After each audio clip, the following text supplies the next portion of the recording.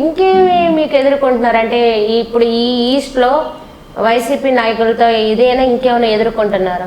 ఇక్కడ వైసీపీ నాయకులు అనేసరికి అమ్మ ఇక్కడ స్కూల్స్ ఉండేవి, ఏదైనా సచివాలయానికి సంబంధించి కూడా మాకు ఆ అడ్మిన్స్ కానీ సెక్రటరీస్ కానీ ఏదైనా కొంచెం కార్పొరేట్లకి ఏదైనా ఫేవర్గా ఉందని తెలిస్తే వాళ్ళ మీద దాడికి వెళ్ళటం, మీరు ఎందుకు టీడీపీ కార్పొరేట్కి ఇంపార్టెన్స్ ఇస్తున్నారంటాం.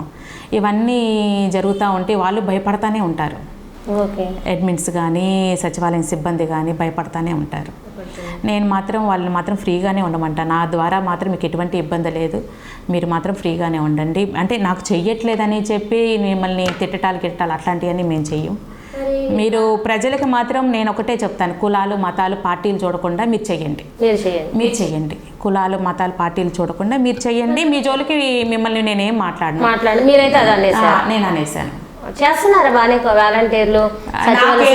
నా దృష్టికి కనుక ఏదైనా వస్తే కనుక వెంటనే ఫోన్ చేసి అడగటం కానీ ఇట్లా వీళ్ళకి చేయలేదని అంటే వెంటనే చేసి పెడతాను. అంటే వైసీపీలో సచివాలయ సిబ్బంది వాలంటీర్ వ్యవస్థ అయితే బాగుంది, ప్రజలకు పథకాలు ఎక్కడైతే అవినీతి జరగట్లా ఉంది. అవి కూడా ఉన్నాయి, కొంతమంది బాగానే చేస్తున్నారు కానీ అందరూ అలా చేస్తున్నారని నేను అన్ను.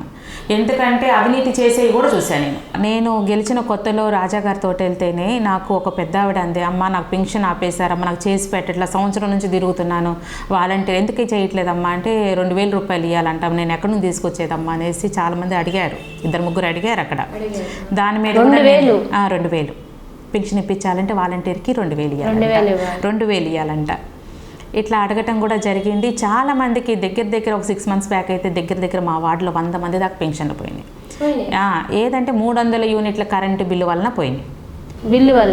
300 యూనిట్ల కరెంటు బిల్లు వలన పోయింది. గత ప్రభుత్వాల్లో ఎప్పుడూ లేదమ్మా, ఇప్పుడు పెట్టారు, నేను ఎన్టీ రామారావు కాడి నుంచి తీసుకుంటున్నాను పెన్షన్లు, నాకు ఇప్పుడు పోయినాయి అని కూడా అనటం జరిగింది.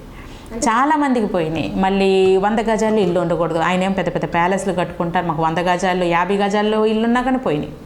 అంటే 50 గజాల్లో అంటే మొన్న మాకు కొత్తపేటలోనే మాకు 40 గజాల ఇల్లు ఉంది. అంటే కింద ఒక గది వేసుకున్నారు, పైన ఒక గది అట్లా ఉందని చెప్పేసి అన్ని స్టేర్లు ఉండకూడదట, అవి కూడా ఒక మెజర్మెంట్ అంట.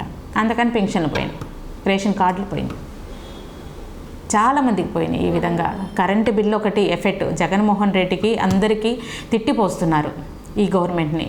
ఈ 300 యూనిట్ల కరెంటు బిల్లు ఎందుకు పెట్టారు అంటే 50 గజాలు 40 గజాల్లో కూడా మాకు ఇల్లు ఉండకూడదా, ఏసీలు పెట్టుకో, ఎండాకాలం ఏసీలు ఉండకూడదా, మేము వేసుకోకూడదా, పేదలంగానే ఉండాలా, అంటే పథకాల మీదే బతకాలి, పేదరికంగా బతకాలి, ఎవరు ఏది కొనుక్కోకూడదు. ఇంకొకరు ఏంటంటే వాళ్ళు చిన్న బడ్డీ కొట్టు ఉంది, వాళ్ళు 4 వీలర్ ఒకటి ఉంది. 4 వీలర్ ఏంటంటే డైరీలు అని బైబుల్స్ అమ్ముకుంటారట. వెళ్ళి సభలో పెడతారు కదా, వాటి దగ్గరికి వెళ్ళి డైరీలు అవి అమ్ముకుంటాం, బైబుల్స్ డైరీలు ఇవి అమ్ముకుంటామమ్మ, మేము చిన్న వాళ్ళమమ్మ, మాకు కూడా రేషన్ కార్డులు పెన్షన్లు పోవడం జరిగింది అనేసి చెప్పడం కూడా జరిగింది.